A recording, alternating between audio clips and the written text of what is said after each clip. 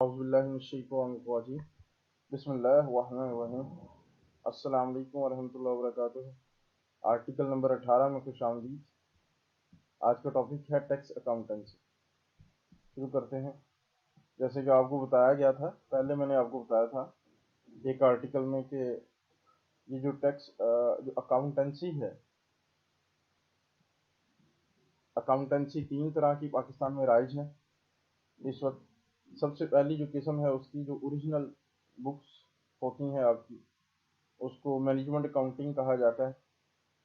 जो original data होता है, जो भी डेली बेसिस पर जो आप इन करते हैं, इनकॉर्पोरेट करते हैं बुक्स ऑफ अकाउंट्स में, वो सारा मैनेजमेंट अकाउंटिंग कहलाती है और ये बनती है इंटरनेशनल अकाउंटिंग स्टैंडर्ड्स के मुताबिक। दूसरी अकाउंटिंग जो है वो टैक्स अकाउंटिंग है। इसकी इजाज़त खुद एफबीआर ने दी हुई है, यानी कि एफबीआर खुद कहता है कि मेरी जो अकाउंटिंग है वो अलग होनी चाहिए, क्योंकि कई असूल व ज़वाबित में इंटरनेशनल अकाउंटिंग स्टैंडर्ड के नहीं मानता, तो लिहाजा अब मेरी अकाउंटिंग जो मैं कहता हूँ मेरे मुताबिक होनी चाहिए। तो कई ऐसी चीज़ें हैं जो एफबीआर नहीं मानता, जिसकी वजह से फ़र्क पड़ जाता है और अकाउंटिंग की नई शेप मुतारिफ होती है। उसमें यह है कि जो मेन स्ट्रक्चर है वो तो सारा अकाउंटिंग वाला ही रहता है, लेकिन कुछ चीज़ें हैं, कुछ कॉन्सेप्ट हैं, वो इंटरनेशनल अकाउंटिंग स्टैंडर्ड वाला यानी कि आम अकाउंटेंट वो मानता है, क्योंकि वो उसके मुताबिक बनाता है, इंटरनेशनल अकाउंटिंग स्टैंडर्ड्स के मुताबिक अकाउंटिंग कर रहा होता है। लेकिन एफबीआर में जहाँ टैक्स का रिकॉर्ड हमने इनकम टैक्स की रिटर्न फाइल करनी है, उसमें वो चीज़ें नहीं मानी जाती। लिहाजा यहाँ से बुनियाद पड़ती है नई अकाउंटिंग की और इसे टैक्स अकाउंटेंसी कहा जाता है। इसका तारुफ हासिल करते हैं कि ये किस तरह की जाती है। ये की जाती है इस तरह, जैसे बताया कि मैनेजमेंट अकाउंटिंग, तो मैनेजमेंट अकाउंटिंग जो ओरिजिनल बुक्स होती हैं, जो होता है कंपनी में डेली बेसिस पर, वही यहाँ पर दर्ज कर दिया जाता है और इसके यूज़र मालकान होते हैं, स्टेक होल्डर होते हैं और जो इंटरेस्टेड होते हैं कंपनी की फाइनेंशियल पोजीशन देखने में कि उनकी कंपनी की फाइनेंशियल पोजीशन क्या है, नफ़ा नुकसान क्या है और इन्वेस्टमेंट्स की सूरत हाल क्या है। जबकि टैक्स अकाउंटेंसी में ऐसा नहीं होता। टैक्स अकाउंटेंसी में हमने इनकम टैक्स और सेल टैक्स के सारे सेक्शन की कंप्लायंस करना होती है। ये वही कंप्लायंसेस हैं जो आप डेली बेसिस पर और जो मंथली बेसिस पर और जो एनुअल बेसिस पर पढ़ चुके हैं। लेकिन वो तो कंप्लायंसेस थी ज़रूर, लेकिन इसके अलावा कुछ ऐसे फ़र्क भी थे जो आपको उस वक्त नहीं बताए गए थे, जो कि टैक्स अकाउंटेंसी का खासा होते हैं, जो कि टैक्स अकाउंटेंसी में लिखे जाते हैं और जिस तरह टैक्स अकाउंटेंसी मोल्ड की जाती है। चलें, आज का हमारा टॉपिक इसी पर ही है कि टैक्स अकाउंटेंसी में और जो अकाउंटेंसी है मैनेजमेंट अकाउंटेंसी, उसमें क्या फ़र्क है। तीसरी तरह के अकाउंट्स ओरिजिनल बुक्स के अलावा, जिसको मैनेजमेंट अकाउंट्स हम कहते हैं, जो कि हर कंपनी में चलते हैं, उसको अमेंड नहीं किया जा सकता। दूसरे जो टैक्स अकाउंट्स हैं, जैसे मैंने कहा कि कोई चीज़ें ऐसी भी आएंगी कि जो हम आम नॉर्मल अकाउंटिंग में मान लेंगे, वो एंट्रियाँ करेंगे, लेकिन टैक्स वाले अकाउंट्स में जो कि मैनेजर टैक्स अलहदा उसको बना रहा है, मरतब कर रहा होता है, उस रिकॉर्ड को वो नहीं डालेगा, निकाल देगा। ठीक है, कुछ ऐसी चीज़ें वो नहीं डालेंगे, ये डाल लेंगे, तो इनकी मानी जाएंगी। इंटरनेशनल अकाउंटिंग स्टैंडर्ड वाला नहीं मानता होगा। तीसरी तरह की अकाउंटिंग है फाइनेंशियल अकाउंटिंग, जो कि मैंने बताया था कि आपकी कंपनी में जो पैसा होता है वो आपके अलावा और भी कई कंपनियों का हो सकता है, जैसे फाइनेंशियल इंस्टीट्यूशन का। उन्होंने भी आपको लोन दिया हुआ हो शायद। अगर वो दिया है तो वो भी इंटरेस्टेड होते हैं आपकी फाइनेंशियल पोजीशन देखने में। उनको भी गलत इंफॉर्मेशन दी जाती है। जो रेशोज होती हैं, क्विक रेशो, डेब्ट इक्विटी रेशो, इस तरह की रेशो लगाने के बाद उनकी रेशो को बेहतर बनाकर बढ़ा चढ़ाकर फीचर्स को पेश किया जाता है। इसे फाइनेंशियल अकाउंट्स कहा जाता है। और बैंक्स आमतौर पर लीज आप करते वक्त, लीज की सहूलत आपको देते वक्त या लोन देते वक्त आपसे अकाउंट्स मांगते हैं। जब अकाउंट्स मांगते हैं तो ना उनको टैक्स के अकाउंट्स देना पड़ते हैं, ना उनको ओरिजिनल देने होते हैं, उनको रेशोज़ के मुताबिक जिसमें रेशो स्ट्रांग नज़र आए वो वाले अकाउंट्स बना के, वो भी सारा हवाई किला होता है जिसमें सिर्फ बैंक का क्लोजिंग बैलेंस एक ओरिजिनल वैल्यू होती है। और इसके अलावा अगर आपने कोई और लीज वगैरह कहीं से ली है तो वो ओरिजिनली लिखना है कि कितना आपने वो लीज लिमिट यूज़ कर ली है, कितनी उसमें पेएबल है, कितनी करंट मैच्योरिटी है, कितनी एक साल के नेक्स्ट अगले एक साल में वो देनी है, और कितना आपने एक साल से ज़ायदुल मियाद अरसे तक वो रकम देनी है। इस तरह की फ़िगर बस ओरिजिनल होती है, इसके अलावा सब हवाई किला होता है। चलें वापस आ जाते हैं टैक्स अकाउंटेंसी पर। देखिए एक यहाँ पर एक बात में गौर से समझ लीजिए, गौर से बात समझिए। वो बात ये है कि ये जो टैक्स अकाउंटेंसी है, ये जो टैक्स की मैनेजमेंट भी बीच में करेंगे हम, इसके बाद भी अब आर्टिकल्स में कुछ पढ़ेंगे। ये जब अगर आपकी एलटीडी कंपनी है, जस्ट चाहे वो लिस्टेड है चाहे नॉन लिस्टेड है, जैसे है यूनाइटेड बैंक लिमिटेड, ये तो चले बैंकिंग कंपनी है, जैसे crescent बाहूमान limited, Pakistan electron limited, जिनके आखिर में नाम में एलटीडी आता है। देखें जी, अगर आप वहाँ पर बैठे एज अ मैनेजर टैक्स काम कर रहे हैं, फिर तो आप टैक्स को मैनेज नहीं कर पाएंगे। टैक्स अकाउंटेंसी तो होगी, ये जो अब हम फर्क पढ़ने जा रहे हैं ये तो वहाँ पर होंगे, ये तो आपने डालने हैं, लेकिन जो टैक्स आप बचाते हैं क्योंकि वो मुश्तरका स्टेक है सबका, वो पब्लिक कंपनी है, तो पब्लिक लिमिटेड है, तो जिसका मालिक सारी पब्लिक है। मैंने भी पीएसओ का शेयर खरीदा है, आपने भी खरीदा है, तो सारे मालिकान हैं उसके, पब्लिक आम पब्लिक भी उसके मालिक है, तो इसलिए किसी को टैक्स बचाने का कोई इशू नहीं होता। वो क्यों टैक्स बचाएगा, क्योंकि वो तो थोड़े से शेयर का मालिक है, जो असल मालिक है वो भी उसके इतने ख़ास नहीं है। बाकी सारी अवाम को फ़ायदा होना है जो जो इसकी मालिक है, तो लिहाजा कोई ऐसा वो तरीका अख्तियार नहीं करते जिससे टैक्स बचता हो, लिहाजा टैक्स मैनेजमेंट तो वहाँ भूल जाएं। ज़ाहिर है क्यों करेगा कोई वहाँ पर, तो सबकी मुश्तरका कंपनी है। तो अगर तो पीवीटी है जिसके स्टेक होल्डर सिर्फ दो तीन है, दो तीन डायरेक्टर हजरात है, वो तो ज़ाहिर वहाँ करना पड़ेगा, और एओपी में तो मस्ट है, वो तो आपको टैक्स बचाना पड़ेगा। मैं एविजन की बात नहीं कर रहा, मैं टैक्स के रूल्स में रहकर, टैक्स कवानीन में रहकर टैक्स को कम अज़ कम पे करने की बात करता हूँ, जिसको टैक्स मैनेजमेंट कहा जाता है। चलें जी, इस नोट के बाद अगली बात शुरू करते हैं। टैक्स अकाउंटेंसी में दोबारा बात शुरू करते हैं। अब 7 फ़र्क हैं, मोटे मोटे 7 फ़र्क हैं जो कि टैक्स अकाउंटेंसी और आम अकाउंटेंसी में, जिसको एफबीआर मानता या नहीं मानता, लेकिन फ़र्क ज़रूर है। वो फ़र्क आज पढ़ लेते हैं। चलें जी, सबसे पहला फ़र्क है अक्रूवल बेसिस ऑफ अकाउंटिंग। सबसे पहले दोनों आपस में डिस्कशन करते हैं और कहते हैं कि हम तो अक्रूवल अकाउंटिंग रखते हैं। एफबीआर कहता है ठीक है, मेरा आपसे कोई इशू नहीं है, आप भी अक्रूवल अकाउंटिंग रखें, मैं आपकी अक्रूवल अकाउंटिंग को मान लूँगा। तो कहता होता क्या अक्रूवल अकाउंटिंग में, वो कहता है कि होता ये है,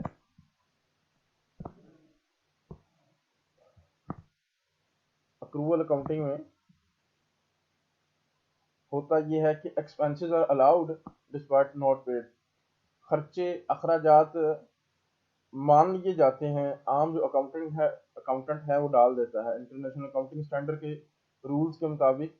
एक खर्चा पे नहीं किया, लेकिन अगर खर्चा हो गया है तो उसको खर्च डाल दिया जाता है। एवीआर कहता है ठीक है, मैं भी मान लेता हूँ, मुझे भी आपकी बात से इत्तेफाक है, जिसको आप अक्रूवल बेस कहते हैं, और जिसमें होता यही है कि खर्चे अगर हो जाए तो वो चाहे ना भी पे किए हों तो आप उसको मान लेते हैं, मैं भी मान लूँगा।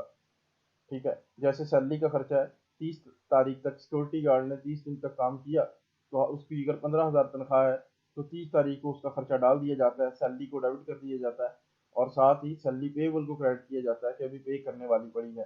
बैलेंस शीट में वहाँ पर पेएबल का फिगर आ जाता है। 5, 6, 7 तारीख जब भी उसको तनख्वाह पे करनी है तो कैश या बैंक क्रेडिट हो जाते हैं, और जो आपने लाइबिलिटी इंक्रीज की होती है वो दोबारा डिक्रीज हो जाती है और नील हो जाती है।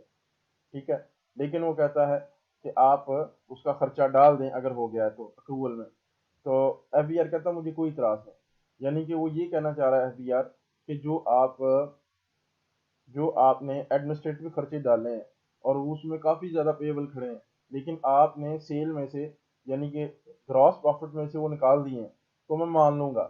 اگر نہیں بھی پے کیے ہوئے تو خرچہ تو ہو گیا آپ کا، بس آپ ویریفائی کروا دیں کہ واقعی خرچہ ہوا ہے۔ تو جیسے اکروول میں اس طرح ہی کرتے ہیں، وہ پیبل کھڑے رہتے ہیں، تو پھر میں مان لوں گا آپ کی بات، ایف بی آر کہہ رہا ہے، ٹھیک ہے، یعنی کہ یہاں پر دونوں کو اعتراض نہیں ہے۔ اچھا، دوسری بات پر آتے ہیں انکم پر۔ دوسری بات ہے انکم پر، income is tax despite not actually received.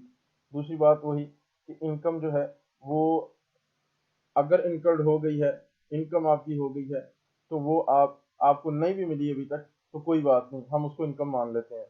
یہ تو ایف بی آر والوں کی بات تھی، ایف بی آر والوں کے فائدے کی بات تھی، اور عام اکاؤنٹنٹ بھی اس طرح ہی کرتا ہے، تو ایف بی آر کہتا ہے ہم اس کو مان لیتے ہیں۔ مثال کے طور پر آپ نے 1 لاکھ روپے کی انوائس کاٹ کے تو انوائس دے دی، آپ نے سیل بک کر دی، تو آپ نے اس کو کریڈٹ کر دی سیل، اور ڈیبٹ کر دیا اس بندے کو، پارٹی کو، یعنی کہ پیسے لینے والے ہیں، نقد نہیں ملے، تو ایف بی آر کہتا ہے آپ بھی سیل اس کی بنا دیتے ہیں، کہتے ہیں کہ ہماری سیل ہو گئی، پیسے آپ کو جب مرضی آئیں تو آپ کہتے ہیں کہ ہماری سیل ہو گئی، تو ایف بی آر کہتا ہے ہم بھی آپ کی یہ بات مان لیتے ہیں، آپ کی بات مان لیتے ہیں کہ اگر 10 لاکھ کی سیل ہوئی ہے، اگر آپ کو 1 روپیہ بھی نہیں آیا، لیکن وہ اصل میں ایکچولی سیل انکرڈ ہو چکی ہے، مال چلا گیا ہے، انوائس کٹ چکی ہے، تو پھر سمجھ لیں کہ سیل ہے، تو پھر اس کو سیل بک کر دیا جائے گا۔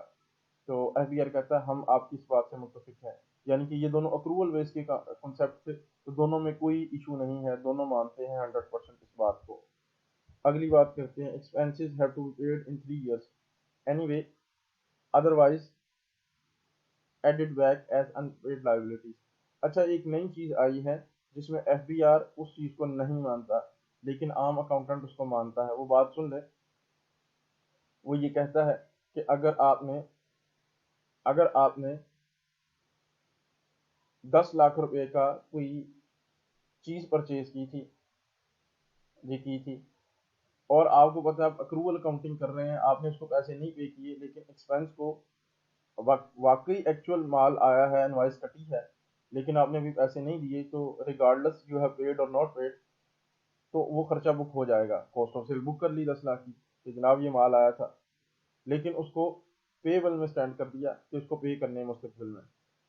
1 سال ہو گیا، 2 سال ہو گئے، 3 سال ہو گئے، 3 سال وہ رقم سٹینڈ رہی، چوتھا سال آ گیا، تو ایف بی آر کہتا ہے 3 سالوں کے بعد چوتھے سال بھی وہاں رقم کھڑی نہیں رہ سکتی۔ اب آپ کی نیت میں فطور آ گیا ہے، ممکن ہے آپ اس کو پیسے دیں ہی نہ، کیونکہ 3 سال نہیں آپ نے دیے، تو میں بھی کہ اب بھی نہ دیں۔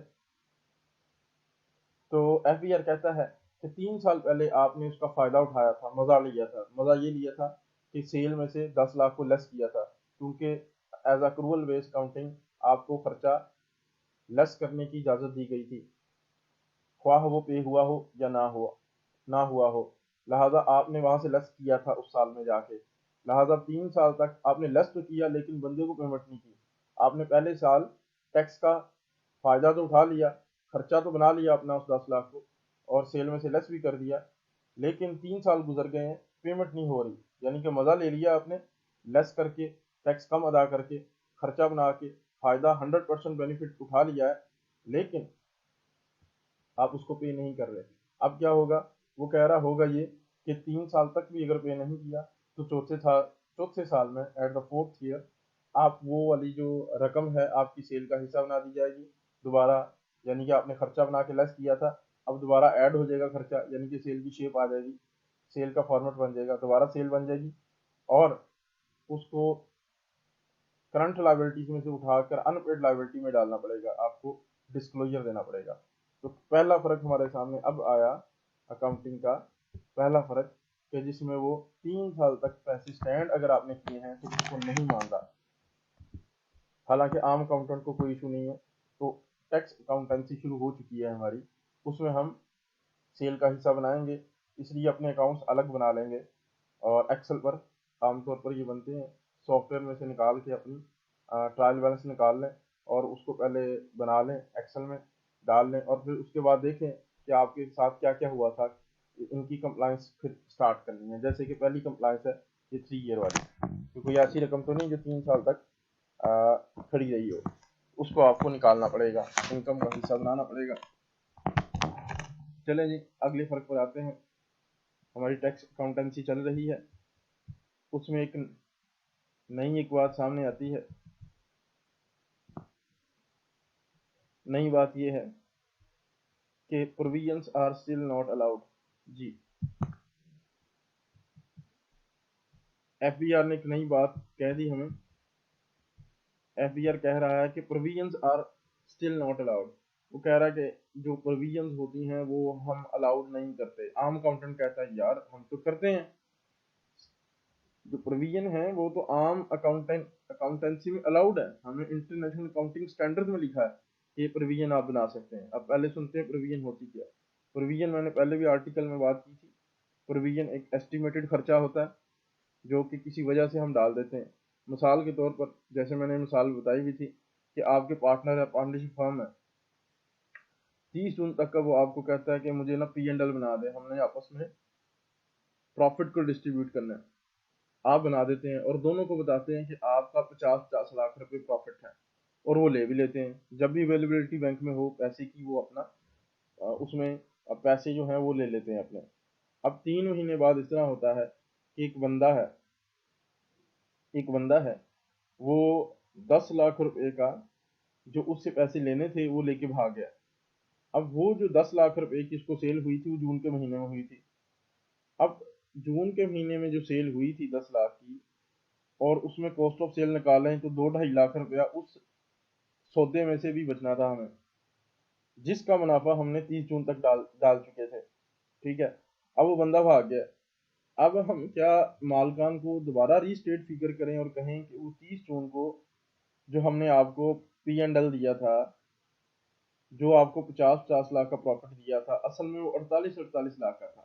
تو 4 لاکھ کو پروفٹ ایک جگہ سے آنا تھا لیکن وہ آیا نہیں. بک تو ہم نے کر لیا تھا اور آپ کو بتا بھی دیا تھا، لیکن بندہ بھاگ گیا. تو پھر مالکان آپ کو چھوڑیں گے نہیں اگر آپ بعد میں ڈسٹرب کریں گے ان کے منافع جات کو، ہے نا جی. تو پھر وہ اس مسئلے سے نمٹنے کے لیے انہوں نے پروویژن کا ایک سسٹم بنایا اکاؤنٹنسی میں. پروویژن ایسٹیمیٹڈ خرچہ، یعنی کہ آپ پچھلے 5 6 7 10 سالوں میں دیکھ لیں کہ آپ کے کتنے بیڈ ڈیٹس ہوتے ہیں ہر سال. پہلے سال فرض کریں 1 لاکھ، دوسرے سال 1 20، تیسرے سال 1 30، چوتھے سال 80 ہزار، ایسے کر کے جتنے بھی سال گزرے ہیں ہر سال کے دیکھیں اور ان کو اتنے سالوں پر ڈیوائڈ کریں تو ایوریجن یعنی کہ اوسطن بیڈ ڈیٹ آ جائیں گے کہ اوسطن فی ایئر کتنے بندے بھاگے ہیں، کتنے پیسے ڈوبتے ہیں ہمارے. تو فرض کریں کہ اس سال فگر آتی ہے 1 لاکھ روپیہ ایوریجن، تو آپ پروویژن فور بیڈ ڈیٹ ڈال دیتے ہیں 1 لاکھ سے کہ ہمارے ایسٹیمیٹڈ خرچہ کے مطابق ایسٹیمیٹڈ خرچہ ایڈمن ایکسپنس میں ڈال دیتے ہیں. تو اس سے ہوتا کیا ہے، 100% تو نہیں پتا کہ بیڈ ڈیٹ اتنا ہی ہونا ہے، لیکن 90% 80% وہ کور ہو جاتا ہے خرچہ. اب جب بعد میں بتائیں گے نا مالکان کو کہ صرف 10 15 20 ہزار کا ہی فرق پڑا ہے تو کچھ نہیں کہیں گے. 10 20 ہزار آگے شفٹ ہو جائے گا اور اگلی جو پروویژن بنانی ہے اس سے اتنی 10 ہزار کم بنا لیں گے یا 10 ہزار زیادہ بنائیں گے اگر تھوڑا سا فرق پڑتا ہے. آپ نے کاسٹ اکاؤنٹنگ میں ایکچوئل ایف او ایچ اور اپلائیڈ ایف او ایچ ہے نا پڑے ہوں گے. وہ یہی چیز ہے جو پروویژن والی ہے، جو مستقبل کی پر یونٹ کاسٹ نکالنے کے لیے پہلے ہی سے خرچہ ڈال دیا جاتا ہے. سیم اسی طرح یہاں مستقبل کا کوئی خرچہ ہونے والا اگر ہوتا ہے ہر سال تو وہ 30 جون تک ویسے ہی کسی فارمولے کے تحت ایسٹیمیشن کے طور پر ڈال دیا جاتا ہے. اس کو پروویژن کہا جاتا ہے. تو ایف بی آر کہتا ہے میں ان پروویژن کو نہیں مانتا. ایک بندہ بھاگا ہی نہیں، ایک بندہ گیا ہی نہیں، تو آپ پہلے اس کا خرچہ کیسے ڈال سکتے ہیں؟ آپ کہتے ہیں میرا منافع کم ہو جائے گا اور مجھے پروفٹ کے اوپر ٹیکس کم دیں گے آپ، لیکن بندہ ابھی تک نہیں بھاگا آپ کا، تو آپ کیوں پروویژن کریٹ کر رہے ہیں؟ تو وہ کہتا ہے جس دن بھاگے گا تو اس دن میں پھر آپ کا یہ خرچے، یہ اخراجات اوریجنلی ڈیٹس جو ہیں بیڈ ڈیٹس ہیں وہ میں آپ کو الاؤ کر دوں گا. آپ مجھے درخواست دینی پڑے گی اور پھر میں آپ کو کہوں گا کہ یہ آپ کو مجھے سیٹسفائی کرنا ہوگا کہ واقعی بیڈ ڈیٹ ہوئے ہیں. جس دن آپ نے مجھے سیٹسفائی کر دیا کہ بیڈ ڈیٹ ہوئے تو میں پھر آپ کو اس کا الاؤ کرنے کا اجازت دے دوں گا. آپ ایڈمن خرچے ڈال سکتے ہیں. لیکن اگر آپ یہ کہیں کہ آپ عام اکاؤنٹنسی یا مینجمنٹ اکاؤنٹنٹ کی طرح اس میں سے خرچے ڈالتے رہیں تو یہ الاؤ نہیں ہے. لہٰذا یہ دوسرا فرق نمودار ہوا ٹیکس اکاؤنٹنسی میں. टैक्स अकाउंटेंसी में किसी टाइप की कोई प्रोविजन नहीं डाली जा सकती। अगर आपने डाली है तो उसको बैक करना पड़ेगा, ऐड बैक करना पड़ेगा, वापस निकालना पड़ेगा। सिर्फ जो प्रोविजन है वो सिर्फ बैड डेट्स की नहीं होती, कई चीज़ों की हो सकती है, स्लो मूविंग स्टॉक की, अपसलेट स्टॉक की, डाउटफुल डेट्स की, discrimination in value of share है। चलें इनको पढ़ लेते हैं। स्लो मूविंग स्टॉक, इसकी प्रोविजन हो सकती है, एक टेक्नोलॉजी बदल गई है, जो स्टॉक पड़ा आपके स्टोर में वो अब चलता ही नहीं है, वो ख़राब हो गया, या फिर वो थोड़ा थोड़ा करके स्लो मूव कर रहा है, यानी कि फास्ट नहीं है, वो चीज़ इस्तेमाल नहीं होती, आप उसका भी खर्चा बना रहे हैं, तो एस्टिमेटेड खर्चा वो भी नहीं मानेगा। एब्सोल्यूट हो गया कि ये मुस्तकबिल में ये चीज़ें इस्तेमाल नहीं होंगी, इनका खर्चा, वो कहता नहीं, जिस दिन आप इसको बेचेंगे ना कूड़े के भाव, तो वो कूड़े के भाव में जब बेचेंगी चीज़, तो उस वक्त नफ़ा नुकसान निकालिएगा उस चीज़ का, तो फिर मैं उसका नुकसान एक्सेप्ट करूँगा। अभी स्टोर में चीज़ें पड़ी हैं तो पहले ही आप नुकसान उठा रहे हैं उसका, चीज़ें बेचें, ख़राब होंगी, अब बेच दें, तो फिर मैं मान लूँगा। डाउटफुल डेट्स, तीन तरह के डेट्स हैं, goods dates, bad debts, doubtful debts.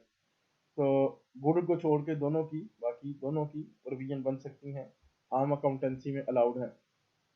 जिसमें शक भी है पैसे में कि ये शक्की हैं, 100% नहीं रिसीव होंगे, उसका भी खर्चा बना के डाल सकते हैं पहले से ही, ठीक है, लेकिन किसी फार्मूले के तहत आएगा, एम ही नहीं अपने पास ही कि इसमें शक है, ऐसा नहीं, उसकी बेसिस होंगी कोई ना कोई। जैसे बताया था, एक ये भी तरीका है कि पिछले सालों का एवरेज निकाल के वो डाल दिया जाता है। आगे है एक और provision, provision for discrimination in the value of share.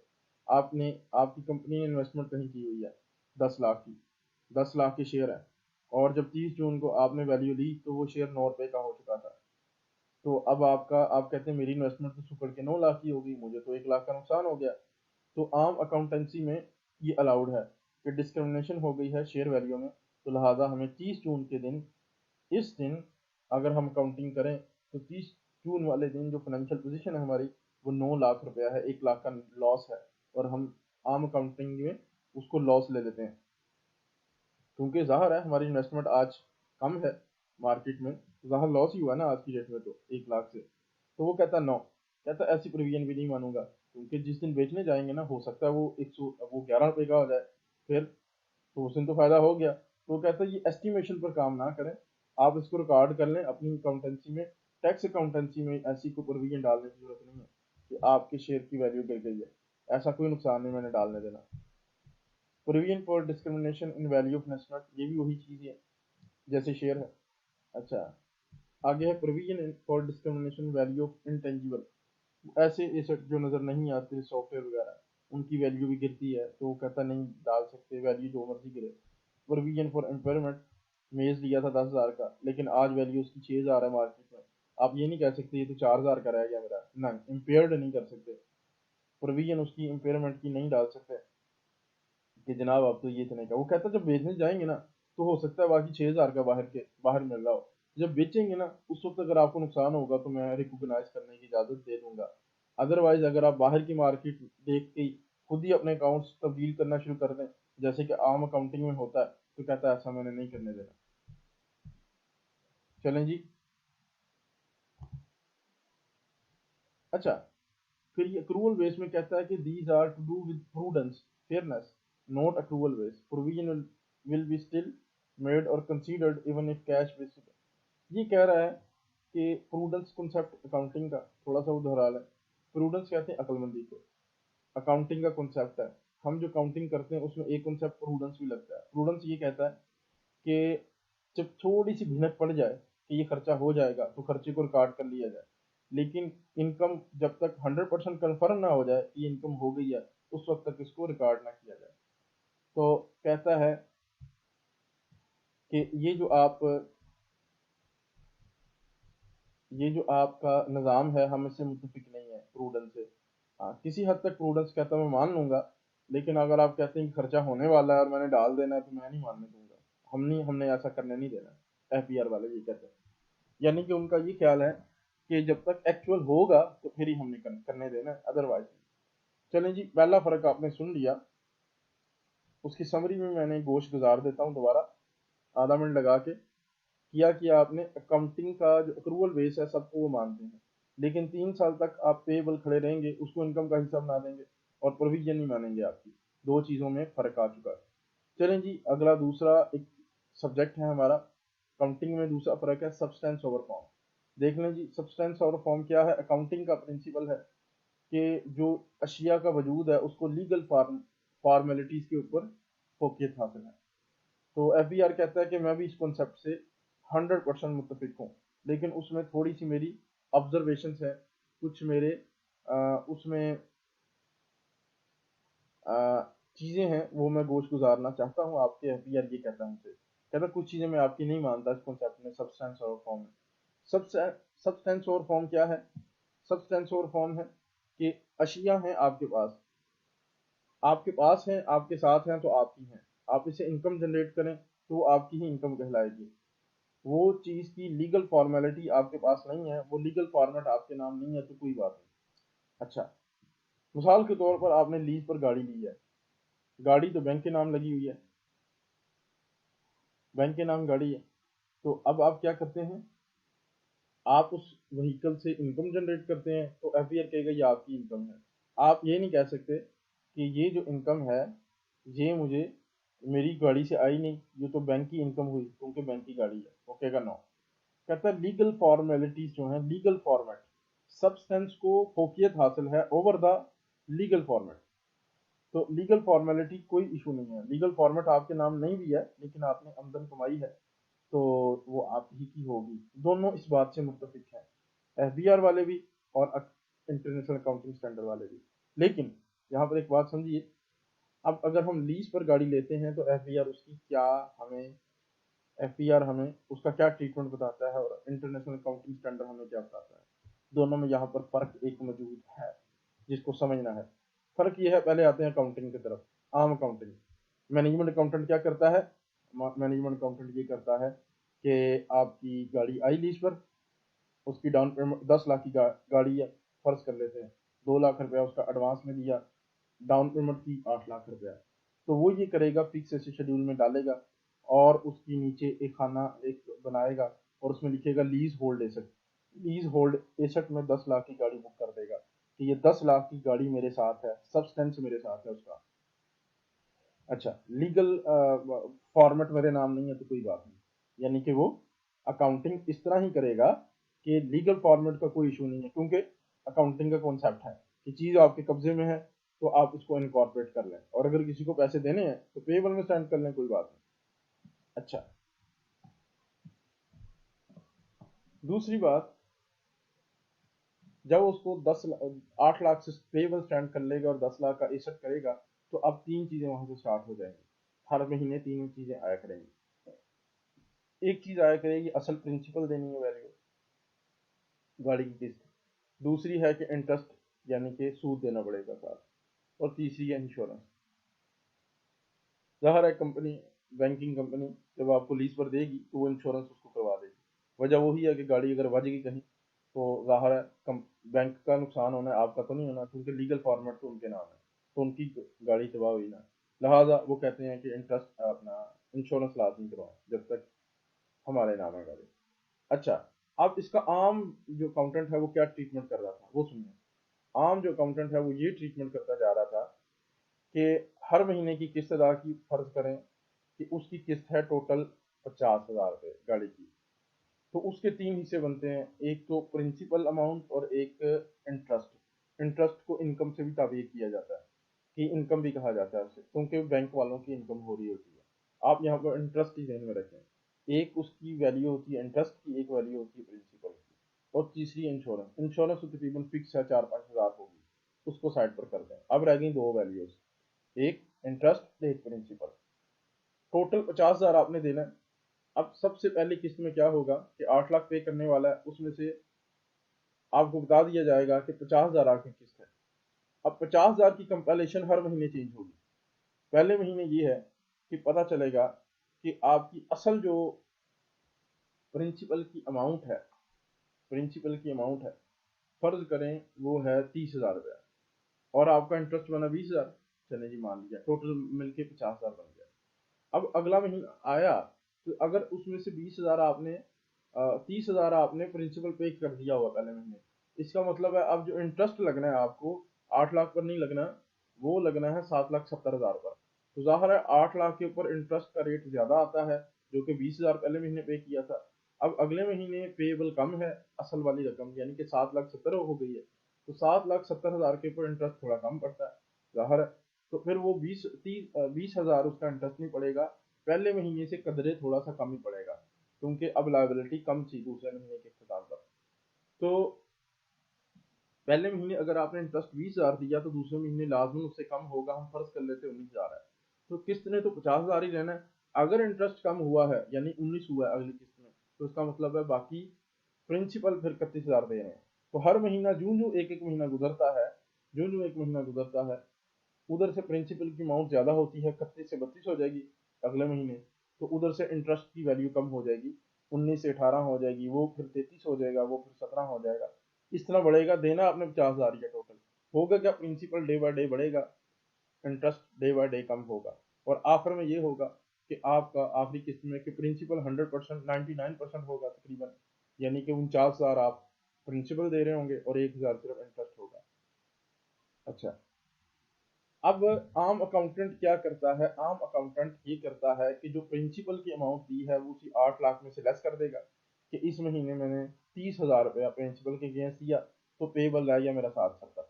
اچھا، اور عام اکاؤنٹنٹ کیا کرتا ہے؟ انٹرنیشنل اکاؤنٹنگ اسٹینڈرڈ والا مینجمنٹ اکاؤنٹنٹ وہ یہ کرتا ہے کہ جو انٹرسٹ آپ نے پے کیا تھا 20-21,000 ہر قسط کے ساتھ، اس کو اس مہینے کے خرچوں میں ڈال دیا جاتا ہے، یعنی کہ ایڈمن ایکسپنس میں انٹرسٹ ایکسپنسز کے اوپر لیز انٹرسٹ اس میں خرچے میں اس مہینے کو چارج کر دیا جاتا ہے.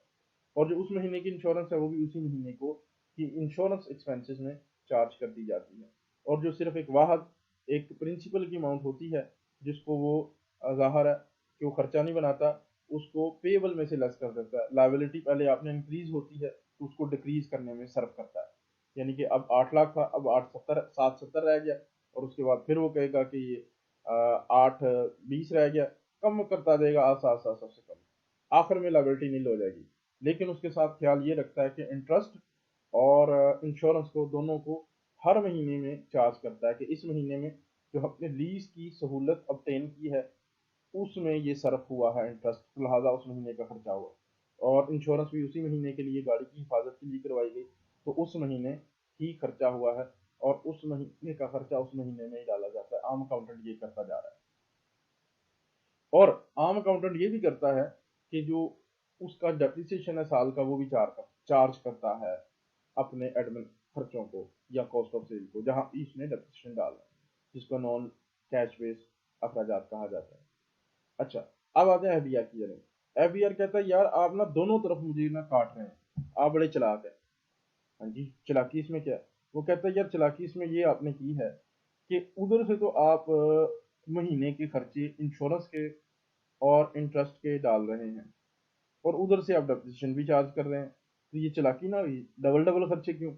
اگر آپ کی اپنی ذاتی گاڑی ہوتی تو انشورنس اور انٹرسٹ کا خرچہ تو نہ آتا، پھر تو صرف ایک ڈیپریشن کا خرچہ آتا، میں اٹھا لیتا.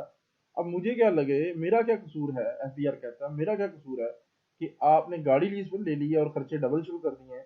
خرچے زیادہ ہوں گے تو مجھے تو ٹیکس کم ملے گا نا، آپ کا پروفٹ کم آئے گا. انشورنس اور انٹرسٹ کے اضافی خرچے ڈال رہے ہیں ہر مہینے.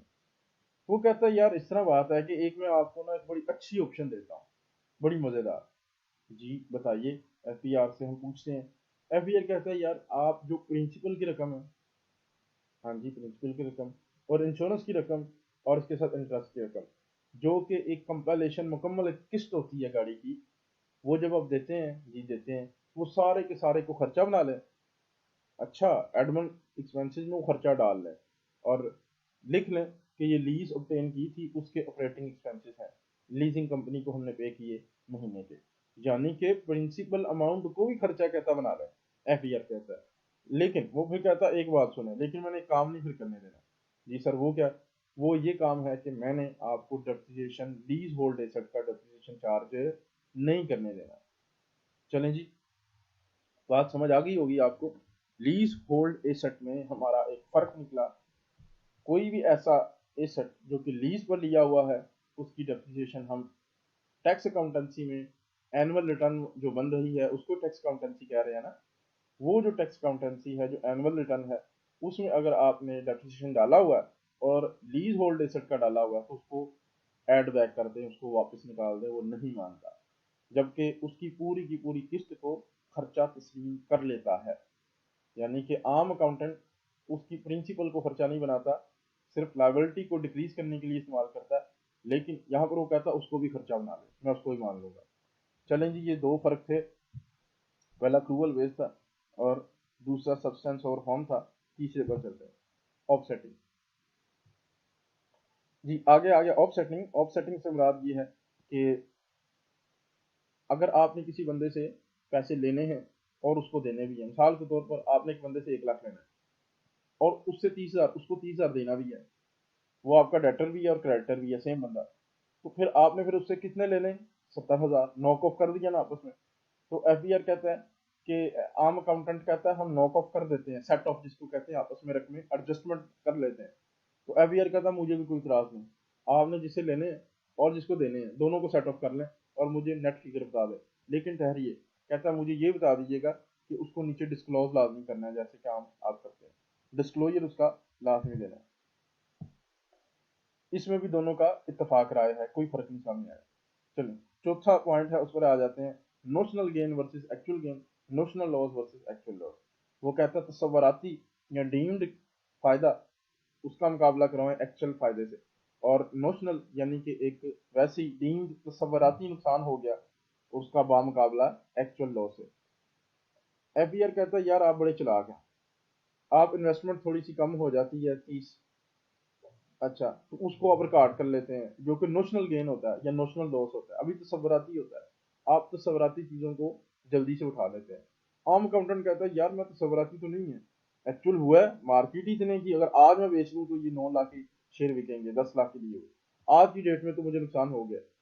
وہ کہتا نہیں تصوراتی باتیں, ایف بی آر کہتا ہے یہ تصوراتی نہیں ہے, میں ایکچوئل گین کو مانتا ہوں اور ایکچوئل لاس کو مانتا ہوں, میں نوشنل گین کو نہیں مانتا, میں نیشنل لاس کو نہیں مانتا.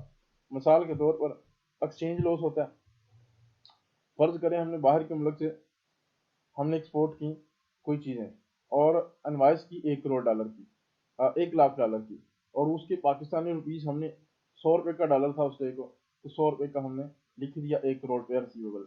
جب 30 جون آیا تو اس وقت جو ڈالر تھا وہ 90 روپے کا ہو گیا, کرنسی اسٹرانگ ہو گئی.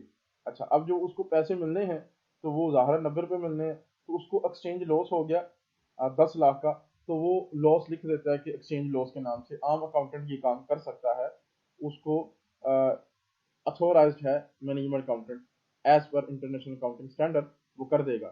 اس دن کرنسی کی ویلیو جو ڈاؤن تھی اس میں جو ایکسچینج لاس ہو رہا ہے وہ اس کو بک کر دے گا. ٹھیک ہے, ایف بی آر کہتا ہے واہ, کہتا ہے یہ بڑی چلاکی ہے, یہ تو چلاکی ہے, میں نہیں ایسا, یہ بھی وہی چیز آ گئی نوشنل اور کوئی پروویژن ٹائپ والی. تو یہ نوشنل ہے, تصوراتی ہے, ممکن ہے یکم جولائی کو وہ 110 کا ڈالر ہو جائے, تو پھر آپ کیا 10 لاکھ کا پھر فائدہ دیں گے, لکھیں گے. وہ کہتا ہے یار چاہے فائدہ ہو, گین ہو, چاہے نقصان ہو, مجھے نہیں پتا, جب تک کہ وہ چیزیں ایکچوئل پیسے ریسیو نہیں ہو جاتے. کہتا اگر وہ پیسے ریسیو ہوتے ہیں کل کو 90 روپے کے حساب سے, تو پھر یہ ہے کہ پھر وہ 10 لاکھ کا میں لاس آپ کا برداشت کر لوں گا. ایف بی آر کہتا ہے آپ ڈال دیں, کوئی بات نہیں. اور اگر آپ کو وہ 100 کا 110 میں ہو گیا اور آپ کو 10 لاکھ کا پروفٹ ہوا, تو پھر آپ کو ادر انکم میں جا کے اس پر ٹیکس بھی دینا پڑے گا. یہ دونوں باتیں ایف بی آر کہتا ہے مانوں گا ضرور, لیکن نوشنل نہیں مانوں گا, تصوراتی نہیں مانوں گا. جب ایکچوئل ٹرانزیکشن کریں گے, جب ایکچوئل آپ کو پیسے آپ کو ملیں گے, تب بھی یہ چیزیں میں مان سکتا ہوں آپ کی, ادروائز میں نہیں مانتا. ٹھیک ہے, چلیں جی تھوڑا سا آگے آتے ہیں, G P and N P. F B R کہتا ہے, عام اکاؤنٹنٹ کہتا ہے کہ میں جناب ایک ہم پی اینڈ ایل اکاؤنٹ بناتے ہیں جس میں sale minus cost of sale is equal to G P gross profit, اور پھر اس میں سے ایڈمن سیلنگ اور general expenses and other expenses نکال دیتا ہوں, تو این پی آ جاتا ہے, نیٹ پروفٹ. یہ ہمارا پوری دنیا کا تسلیم شدہ فارمیٹ ہے پروفٹ اینڈ لاس بنانے کا. ایف بی آر کہتا ہے ایگزیکٹلی, ایف بی آر کہتا ہے میں آپ کا یہ جو فارمیٹ ہے مجھے قبول ہے, اور میں ریٹرن بھی اس طرح کی آپ کو بنا کے دوں گا, فارم بھی ریٹرن کا ایسا ہی ہوگا, اس میں اس طرح کا پی اینڈ ایل انکارپوریٹ ہوگا. اور جو بندہ جی پی اور این پی نہیں نکال کے دکھائے گا, میں اس کی ریٹرن بھی نہیں قبول کروں گا. یعنی کہ ग्रॉस प्रॉफिट और नेट प्रॉफिट एफबीआर को हर सूरत अब चाहिए। अच्छा, कैपेक्स, कैपेक्स से मुराद है कैपिटल एक्सपेंडिचर। देखें जी, अगर आप 1 करोड़ की मशीनरी खरीदते हैं तो क्या आप एडमिन खर्चों में 1 करोड़ रुपया डाल देते हैं? नहीं। इस वजह से कि वो आपका 1 साल से ज़ायदुल मियाद अरसे तक वो आपको एसेट फ़ायदा फ्राहम करता है। लिहाजा आप उसको फिक्स एसेट शेड्यूल में इनकॉर्पोरेट करते हैं और हर साल उसका 20-20 या 15-15 जिस हिसाब से आप डेप्रिसिएशन इंटरनेशनल अकाउंटिंग स्टैंडर्ड में लिखा है तो आप इस तरह चार्ज कर देते हैं। एफबीआर कहता है कि ठीक है यार, मैं आपकी इस बात से मुत्तफिक हूँ, आप इस तरह ही करें कि आप कोई भी एसेट लाएं उसको खर्चा ना डालें, क्योंकि वो आपका लॉस बन जाएगा। और मैं आप लॉस बनेगा जैसे ही, तो फिर तो प्रॉफिट ही नहीं होगा आपको, तो फिर टैक्स कहाँ से लगेगा? आप तो हर साल ही कोई ना कोई एसेट खरीद देंगे और एडमिन खर्चों में डाल देंगे, और इतने बड़े जब एसेट खरीदे जाते हैं तो खर्चे बहुत ज़्यादा बड़े हो जाएंगे। तो इससे ये होगा कि नेट प्रॉफिट आपका हर साल ही जीरो आया करेगा। ना ना ना ना, वो कहता है कि आप इसको अलग फिक्स शेड्यूल में, जिस तरह आपका रूल चल रहा है आम अकाउंटिंग वाला उस तरह करें, और इसको जो पैसे हैं उसको उसका एक हिस्सा पार्ट बनाएं जिसको आप डेप्रिसिएशन कहते हैं। तो आप उसका एक एक पोर्शन हर साल एडमिन खर्चों में डाल सकते हैं, आपको इजाज़त है कैपेक्स को डालने की। अच्छा, कहता है इसके अलावा प्री कमेंसमेंट खर्चे हैं, वो भी आपको इजाज़त देता हूँ। कारोबार शुरू होने से पहले बड़े पैमाने पर अखराजात हो गए, जैसे इंटरनेट का लाइसेंस लिया 14 रीजन का पीटीसीएल का पूरी पाकिस्तान में, तो करोड़ों में वो लाइसेंस बन गया। तो वो कहता है इस तरह के और भी लीगल खर्चे हैं, या इस टाइप के इवन के एडवर्टाइजमेंट के खर्चे हैं। प्री कमेंसमेंट, कारोबार शुरू होने से पहले, हत्ता कि हर तरह का खर्चा अगर बड़े पैमाने पर हुए तो उसको भी जैसे फिक्स एसेट बुक कर लिए जाते हैं, इसको भी बैलेंस शीट में जो एसेट वाला साइड है उसमें डेफर्ड कॉस्ट बनाकर आप ऐड कर सकते हैं, और हर साल उसका 20% हिस्सा एक्सपायर कर सकते हैं और अमोर्टाइज कर किया जा सकता है। तो अमोर्टाइजेशन उसकी हो सकती है, हर साल एक एक हिस्सा चार्ज करते जाएं, एक दफ़ा ही सारे खर्चे ना डालें।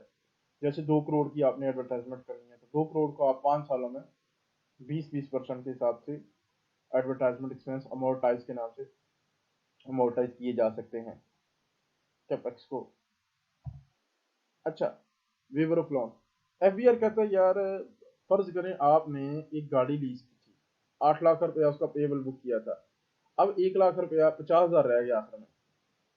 अब बैंक कहती है कि आप बड़े अच्छे हैं, आपने सारी किस्तें टाइम पर दी हैं, तो हम खुश हो के आपको कहते हैं आखिर में 2 किस्तें रह गई हैं, अगर 3 रह गई हैं, अगर आप 2 इकट्ठी किस्तें दे दें तो आपको तीसरी फ्री कर देते हैं, आप काम खत्म करें, हमें जल्दी है ज़रा। ठीक है, तो अगर आपको कोई ऐसी स्कीम देती है या वेव कर देती है आपका लोन, तो जाहिर है आपको प्रॉफिट तो हुआ, आपने तो बुक किया, आखिर में 30,000 बचा, तो 30,000 तो बगैर किसी पैसे के खत्म करना है, तो फिर आप अदर इनकम को क्रेडिट करेंगे, उसको डेबिट करेंगे, तो अदर इनकम तो आपकी बनी ना। तो कहता है अगर आपको कोई लोन वेव करता है, आपको कोई भी किसी टाइप का लोन आपको छोड़ता है तो आपको प्रॉफिट होता है, तो वो प्रॉफिट टैक्सेबल होगा, वो प्रॉफिट टैक्सेबल होगा, अदर इनकम में आएगा, उस पर टैक्स रेट भी लगेंगे। ठीक है, चलें जी, ये 7 हैं, दोबारा फिर मैं बता देता हूँ।